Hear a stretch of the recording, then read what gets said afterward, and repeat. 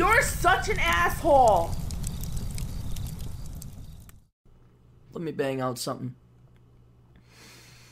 So I'm a little off cadence today. I have been working a lot, and I have not been getting a lot of sleep. And we're going to kill two birds with one stone. I got a request, video request. And like I said, you pay me, I'll do it as long as it's legal. That's it. A gentleman writes, I presume a gentleman, do you do a video request about anything? Can you do one about chilling on a big, comfy, ginormous balloon when life gets you down? I know that sounds odd, but it's more like a relaxing thought when stressed. I love balloons, and how much would it be?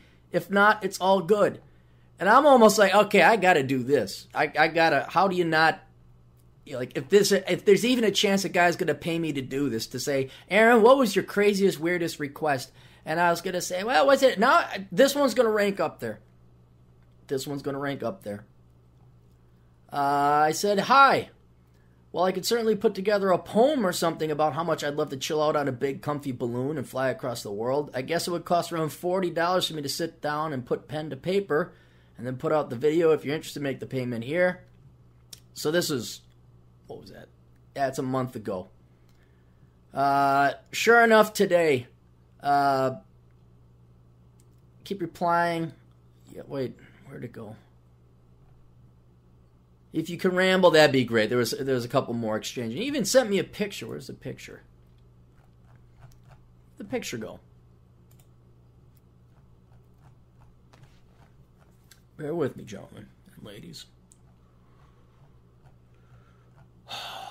All right, I got to find the picture later, unless it's up here. No. Is it down here? Here we go. Here's the picture.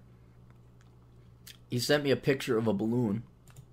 I don't know if he drew it, but it's a little kid or a younger guy up on a balloon. And the balloon itself is smiling. He's just sitting there happy on the balloon. And so I will earn my money rambling. He wants me to ramble about what it's like to be sitting on a big, comfy balloon floating around the world. And if you want, you could skip over this. But I just wanted to do it, see if I could do it. So, all right, do you do anything? Can you do one about chilling on a big, comfy, ginormous balloon when life gets you down? I know it sounds odd, but it's more like a relaxing thought when stressed. I love balloons. And how much would it be? All right, balloons. They are relaxing because they remind you of your childhood, because the sad truth about balloons is adults don't play with them. In part because they're finite, in part because you're old, in part because you know what's going to happen. And it's not even magic. If you get the helium balloons, you know, well, helium weighs less than the air around it, and that's why it goes up. And then you lost your balloons, and then after a while, especially if you're an adult and you have kids and they get balloons, you realize they kind of clutter up the thing. Now, my niece, wonderful niece, she loves balloons. Oh, does she love balloons. We went and visited one of her great uncles in the hospital once. And I wish I had known to bring 2-year-old nieces with me to pick up chicks, because every nurse was actively unhinging their own bra in that wing because they thought that I was single, and that was my niece. And sometimes balloons and flowers go unclaimed, or someone's released for the hospital, or unfortunately someone passes away. And so the nurse's station ended up with this set of balloons. And so we're walking around, and my little niece says, balloons! And you look at the kid, and the immediate adult in me is like, oh, we're going to have to deal with them. We're going to have to drag them around. Does the mom want it in her house? And then the other part of me was like, holy cow, this kid really loves balloons. And the nurses are just way too excited to give my niece the balloons. And she's like, well, she can have them. Does she want the balloons?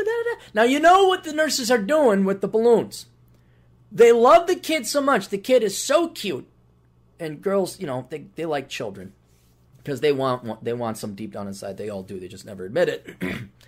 Like, do you want to have the balloons? She's like, yeah.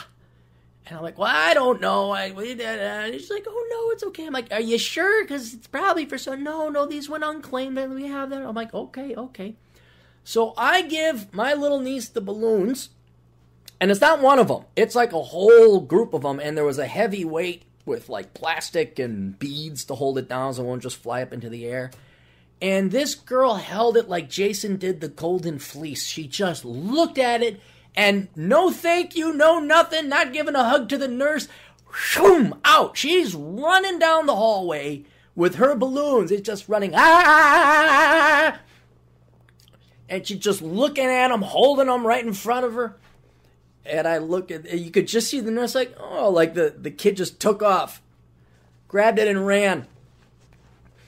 I'd imagine it's much like when you have a one-night fling and then the girl wonders why you're putting on your pants and getting out before the sun comes up. So, boom, she takes off like a rocket. I said, thank you, I gotta go. And I'm chasing after her, and you can't do this full-out sprint after chasing a child. You have to kind of jog a little bit because you don't want to blow them over. I finally catch up. Give me your hand, all right, because we don't want to bump people's IVs. And there's a lot of balloons. And she was just so excited about the balloons. And now, of course, she's only 2. She didn't really understand hospitals or who her great uncle was and all that. But she said she just loved, that was it. And for the rest of the night, till she went to bed, had to go to bed with the balloons. And that's why balloons are de-stressing and they make you relax and they're wonderful. Because it goes back to when you were a kid and you didn't worry about crap. Fortunately, as an adult, there's not much you could do with balloons. You look at them. Okay, they're there. Now they're in the way. If they don't have the helium, they just lie on the ground. Maybe you can rub your hair with them and they'll stick them to the back of a couch, or you can teach the kid about magic. The kid thinks it's magic, like you got the balloon to stick on the wall.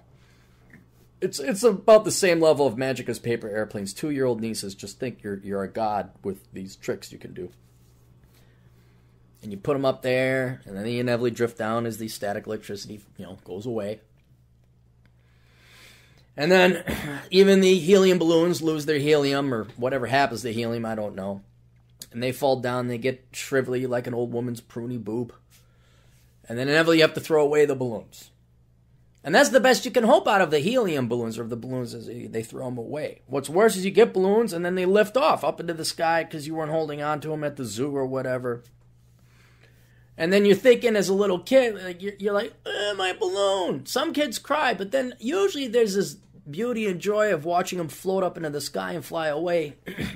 And this is why I really like balloons, and where I can let my mind go. Because as a little kid, not too unlike the movie Up, and I guess technically, scientifically possible, I always wanted to attach balloons to my tricycle so I could fly up into the sky and go visit my grandpa. Even though the jet stream went away from my grandpa. But that's what's great about being 3, probably 2, and not knowing about the real adult world. And so the balloon, when I saw it went up, I was sad, but I looked at how high it went, and it kept going until you couldn't see it anymore, and realized that's how far it went, and it keeps going. And it introduces the concept of travel and adventure. And at first I tried to stick to my tricycle. Because I saw helicopters. I thought the stick would helicopter. I just fly my tricycle to my grandpa. Or at least the park, which was across the street. And I remember trying to convince my parents to just tie... just love how parents crush kids' ideal. I wanted my parents to just tie a string to a stick to my tricycle, because that's how that's my aerospace engineering expertise level back then. It's not good. Why are you gonna do it? I don't think. And as an uncle, this is what's great as an uncle, because you get to look at the parents doing it. Why are you doing it? Introduce reality. And then an uncle or a grandpa or an aunt or a grandmother could come in and say, will you chain the fucking stick to his fucking tricycle and let him try it? Will you let the kid dream? But then when I saw the balloon, we tied the stick to the it didn't do anything, and I was crushed because I was thinking like, oh, dude, I can just fly out of here. But then when I saw the balloons work, I'm like, hey, different prototype. And then you could dream wherever it would go. Wherever you wanted to go on your balloons, a big one, a little one, tied to a tricycle or not, if you can balance sitting on a big balloon and just go float anywhere. Of course, the only time you go outside with balloons is when it's sunny and beautiful and summer out, and so you think it's going to be, it's like the beginning scene or level of every RPG or any kind of adventure, fantasy fiction type of movie, Lord of the Rings. Everything's green rolling hills and blue skies, and you just drift off on for forever. And the unknown, that was the best part, was the unknown. Because as a little 2 or 3 year old, you didn't know what was beyond that hill. You never went past that hill. You have probably gone past the hill. It's just your dad took you in the car. You went down half a mile that way, quarter mile that way. You didn't have the concept of a mile. So you probably were behind that hill. You just didn't recognize it. For you, that thing went on forever, and the balloon was the way to get there. The balloon was your driver's license, your pilot's license to go wherever you wanted. And nothing would be wrong, and you wouldn't be worried about falling down. You would just float away to some other place where potentially your grandpa was. It'd be wonderful. And that's what I love about balloons. Now, if you wanted a big one, because you want to chill out on a big, comfy, ginormous balloon when life gets you down, you can do that. But you're going to face a little bit of logistical or engineering, structural, what's the word I'm looking for? You can't just sit on top of a balloon. Like when you were a kid, you try and sit on one of those bouncy ball balloons and you'd fall and tip over. You'd have to have a specially designed balloon to drag you away. But it's just, why not got a hot air balloon? You could do this as an adult, You could do it. You can have your dream. You just get in a hot air balloon with nobody else. Sure, it's a little expensive. Although there's also ultralights. Power paragliders. That might be another one to consider. But yeah, man.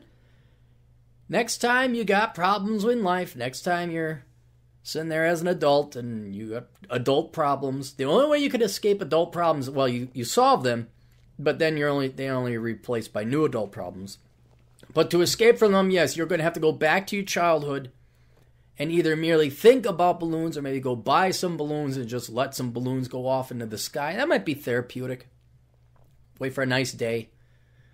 Or you go for a hot air balloon ride. Go for a big hot air balloon ride. That's on the other end, where you're not just thinking about it, you're actually doing it. And then you can dream. The other problem, you're going to have to really work hard at it, depending on how good you are with geography. I always envied girls and guys, the few of them that are out there, that don't know north, south, east, and west, to truly get lost. I can't do that anymore. That's the innocence that's taken away as being a child. Like, now I know exactly what's over that hill back in my old house, back in my childhood. It's just another neighborhood. I know exactly where everything... I can't get lost. I don't even look at maps anymore when I'm driving across the country. That's how well I know the country, and I know exactly where I am at all times. And so hopefully you don't know north, south, east, and west. Hopefully that's one of the benefits, one of the few. It comes with not knowing where you are. You can truly get lost right in your big red balloon. So that's it. I hope my podcast audience liked it. I had to kill 2 birds with 1 stone. I had to save time. Save myself probably 40 minutes there, which is vital in Cappy land.